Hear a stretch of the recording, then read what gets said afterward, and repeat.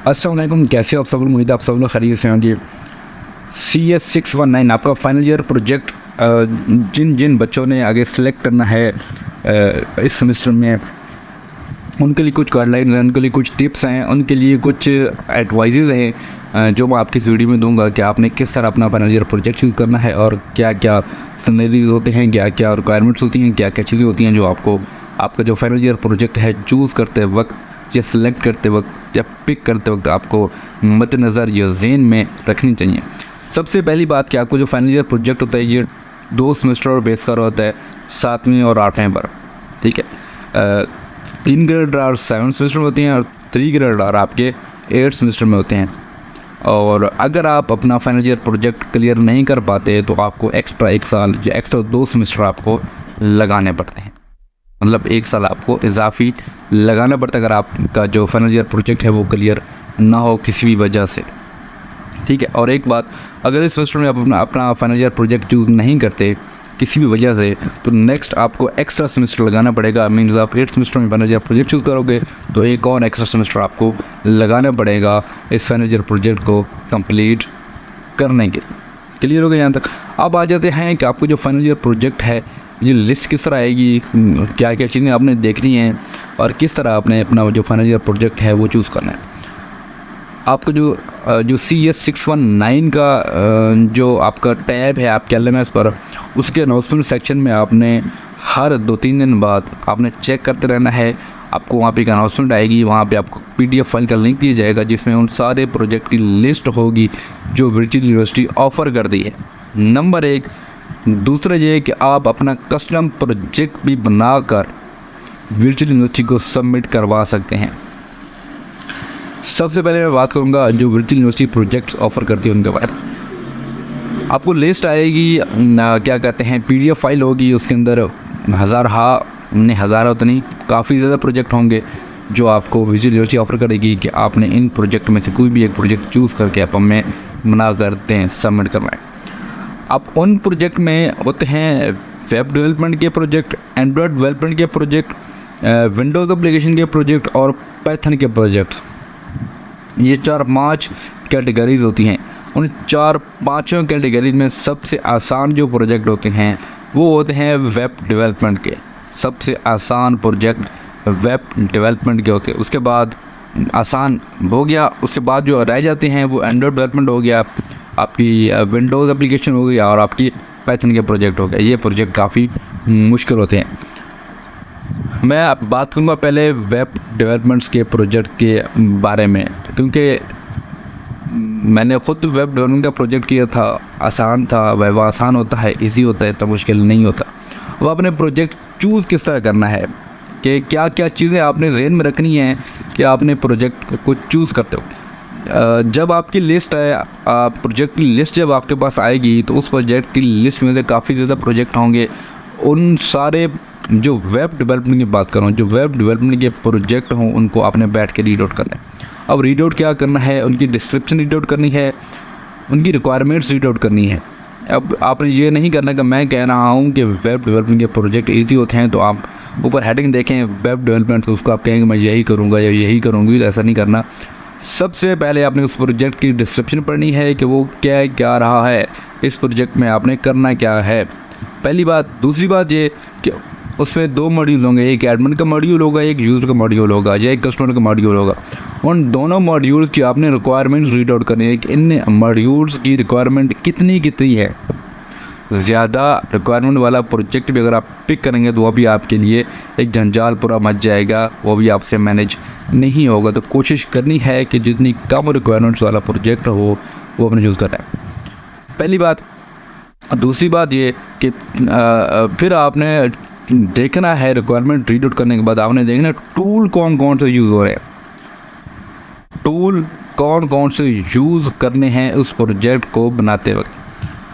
HTML आ गई आपके पास पहला टूल, फिर CS आ गई या बूटस्ट्रैप आ गया, फिर PHP आ गई, फिर आपके पास डेटाबेस आ गई MySQL। ये 4-5 टूल होते हैं कोई भी वेब डेवलपमेंट का प्रोजेक्ट करते वक्त।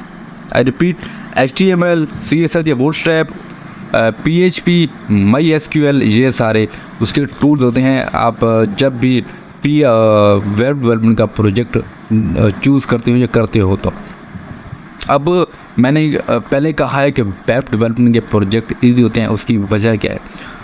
देखिए, वेब डेवलपमेंट का प्रोजेक्ट ईजी होते हैं, एक तो अंडरस्टैंडेबल होती हैं, उनका वाइवा आसान होता है, और अगर आप किसी डेवलपर से वो प्रोजेक्ट बनवाते भी हैं उसकी कास्ट कम होती है। वेब डेवलपमेंट के प्रोजेक्ट अगर आप खुद नहीं बनाते, किसी से बनवाते हैं, उसकी कास्ट कम होती है। एज वेल एज आपको जो मैंने टूल गिनवाए हैं, HTML, बूटस्ट्रैप, PHP, MySQL, तो इनको अंडरस्टैंड करना, इनको सीखना भी आसान होता है। इन लैंग्वेज को, इन टूल्स को इंटरनेट से, यूट्यूब से सीखना भी आसान होता है। ये नहीं होता कि इनको सीखने में सालों लग जाएं, ऐसा नहीं होता।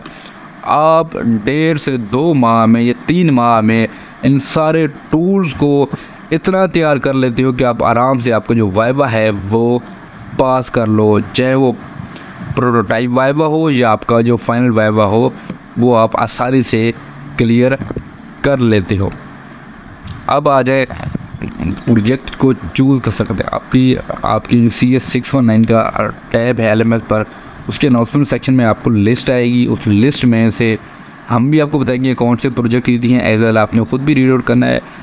सबसे पहले आपने प्रोजेक्ट की डिस्क्रिप्शन रीड आउट करनी है, उसके बाद एडमिन की रिक्वायरमेंट्स, फिर कस्टमर की रिक्वायरमेंट, फिर आपने वो टूल रीड आउट करने हैं जिन टूल की मदद से वो प्रोजेक्ट तैयार होगा। ये सारी चीज़ें करने के बाद आपने एटलीस्ट 4 से 5 प्रोजेक्ट शॉर्ट लिस्ट कर लेने हैं। 4 से 5 प्रोजेक्ट आपने शॉर्ट लिस्ट कर लेने हैं कि मैं इन प्रोजेक्ट में से किसी एक प्रोजेक्ट को चूज़ करूँगा या करूँगी। अब मैं 4 या 5 प्रोजेक्ट शॉर्ट लिस्ट करने के लिए क्यों कह रहा हूँ कि आपके पास जो आसान प्रोजेक्ट होते हैं, जैसे ही प्रोजेक्ट सिलेक्शन ओपन होती है तो पहले 2 मिनट के अंदर जो आसान प्रोजेक्ट होते हैं उनकी सीटें फुल हो जाती हैं। एक प्रोजेक्ट के अंदर 25 या 25 सीट्स होती हैं। एक प्रोजेक्ट के अंदर 25 सीट्स होती हैं। वो पहले 2 मिनट के अंदर वो जो 25 सीट्स होती हैं, जो आसान प्रोजेक्ट होते हैं, उनकी सीटें फुल हो जाती हैं। पीछे पर रह जाते हैं आपके मुश्किल प्रोजेक्ट। तो मुश्किल प्रोजेक्ट एक तो बनाना बहुत मुश्किल है, दूसरा किसी से आप जब बनवाने जाएंगे तो वो आपसे पैसे बहुत ज़्यादा चार्ज करेगा। इससे हट के आपका जो वाइवा होगा वो क्लियर करना आपके लिए बहुत बड़ा मसला होगा। आप उसका वाइवा क्लियर नहीं कर पाओगे नॉर्मली। अच्छा, अब क्वेश्चन मुझसे किया गया था कि क्या सर हम ग्रुप ना कर प्रोजेक्ट करें या इंडिविजुअल करें? तो सबसे पहली बात तो ये है कि आपका जो प्रोजेक्ट है वो अपने इंडिविजुअल करना है। आपने किसी किस्म की कोई ग्रुपिंग नहीं करनी। मतलब ग्रुपिंग मीन 2 लोग मिलकर एक प्रोजेक्ट बना सकते हैं। ऐसा नहीं होता कि 5 लोग मिलकर एक प्रोजेक्ट बनाए। सिर्फ वर्चुअल यूनिवर्सिटी 2 स्टूडेंट्स को अलाउ करती है कि वो मिलकर एक प्रोजेक्ट बनाएं। अब आधा वो करे, आधा आप करें, या आधा वो बनवाए, वो पैसे आधे पे करें या आप पैसे पे करें, तो नहीं, वो भी ठीक है। लेकिन जो मसला है वो आपका वाइवा पे आता है कि जब आपका जो ग्रुप होता है, आपका जब वाइवा हो रहा होता है, वो डिपेंड कर रहा होता है आपका वाइवा का रिज़ल्ट। आप जो ग्रुप में लोग हैं, 2 लोग हैं, उन दोनों के वाइवा के देने पर है कि उन्होंने वाइवा किस तरह दिया दोनों ने मिलकर। अगर एक ने अच्छा वाइवा दिया है और दूसरे ने वाइवा अच्छा नहीं दिया, तो जो अच्छे वाला है वो भी जो बुरे वाला है, जो इसने वाइवा अच्छा नहीं दिया, वो इफ़ेक्ट करेगा अच्छे वाले को भी। मतलब बात करने का ये है कि अगर आपने वाइवा अच्छा दे दिया और जो आपको साथ वाला है उसने वाइवा अच्छा नहीं दिया, तो आपके रिज़ल्ट पर भी वो इफ़ेक्ट करेगा। ऐसा नहीं होगा कि वो आपने अच्छा दिया है तो वो अच्छे मार्क्स देगा, जो आपका सुपरवाइज़र है नहीं, वो दूसरा जो आपका ग्रुप मेंबर है उसके वाइवा को देखेगा, परखेगा, फिर उसकी बेस पर आपको वो मार्क्स देगा। तो मैं तो आपको यही रिकमेंड करूँगा कि आपने आपका जो वाइवा है, आपका जो प्रोजेक्ट है, आपने वो इंडिविजुअल करना है। पहली बात, आपको जब आप प्रोजेक्ट चूज़ कर लेंगे तो आपको काफ़ी इन्विटेशन आएंगी कि ग्रुप बनाने की, तो आपने रिकमेंड करूँगा कि आपने वो एक्सेप्ट नहीं करनी है। आपने अपना प्रोजेक्ट इंडिविजुअल करना है। अब इसका फ़ायदा क्या होगा कि जब आप इंडिविजुअल प्रोजेक्ट कर रहे होगे, आप किसी से प्रोजेक्ट बनवाते भी हो तो वो बंदा आपको एक एक चीज़ थोड़ी थोड़ी गाइड कर देगा, एक एक चीज़ थोड़ी थोड़ी गाइड कर देगा। जब वो आपको गाइड कर देगा तो आप इजीली आपको जो प्रोजेक्ट वाइवा है वो अटैम्प्ट कर पाओगे। वाइवा देना वो इतना बड़ा मतलब अजाब नहीं है। नॉर्मली डरा रहे होते हैं सीनियर स्टूडेंट्स या लोग कह रहे होते हैं कि वाइवा देना बहुत बड़ा मसला होता है, बहुत बड़ा काम होता है। ऐसा कुछ नहीं होता, वाइवा देना कोई इतना बड़ा मुश्किल मसला नहीं होता, बहुत आसान होता है वाइवा देना और बहुत आसान क्वेश्चन पूछे जाते हैं, ऐसा कुछ नहीं होता। बस ये है कि आपको थोड़ी बहुत नॉलेज होनी चाहिए आपको जो प्रोजेक्ट है उसके बारे में, ठीक है। हाँ, तो मैं रिपीट करूँगा कि आपने आपकी जो CS619 का टैब है उसमें जो उसका अनाउंसमेंट सेक्शन है उसको आपने चेक करते रहना है। वहाँ पे आपको PDF फाइल आएगी जिसके अंदर प्रोजेक्ट की लिस्ट होगी वर्चुअल यूनिवर्सिटी की तरफ से, और आपने जो एवरेज हैं या जो जॉब होल्डर हैं उनकी बात करना हो, और जो प्रोफेशनल लेकर चलना चाहते हैं इस चीज़ को, वो दूसरे प्रोजेक्ट चूज़ करने हैं।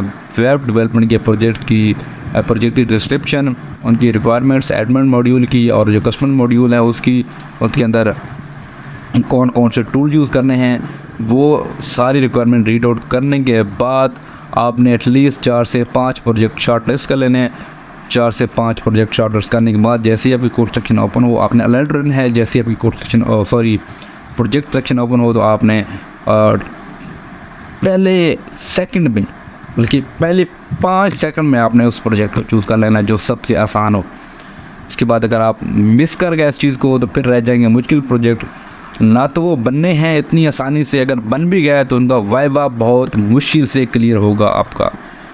मैं दोबारा कह रहा हूँ कि अगर आप इस चीज़ को मिस कर गए, जो आसान प्रोजेक्ट उनको आपने छोड़ दिया, मुश्किल प्रोजेक्ट एक तो बनने बहुत ज़्यादा मुश्किल हैं, अगर आप किसी से बनवाने जाओगे तो पैसे बहुत ज़्यादा चार्ज करेगा, और उसका वाइवा क्लियर करना बहुत मुश्किल होगा। वाइवा आपके साथ देने के लिए, बैठने के लिए उस प्रोजेक्ट का कोई नहीं होगा।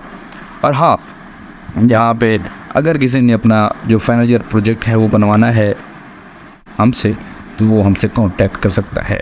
A to Z उसको प्रोजेक्ट बनवा के देंगे, उसका वाइवा क्लियर करवाएंगे, मतलब फुल ऑन मौज होगी उस बंदे की जो हमसे प्रोजेक्ट बनवाएगा।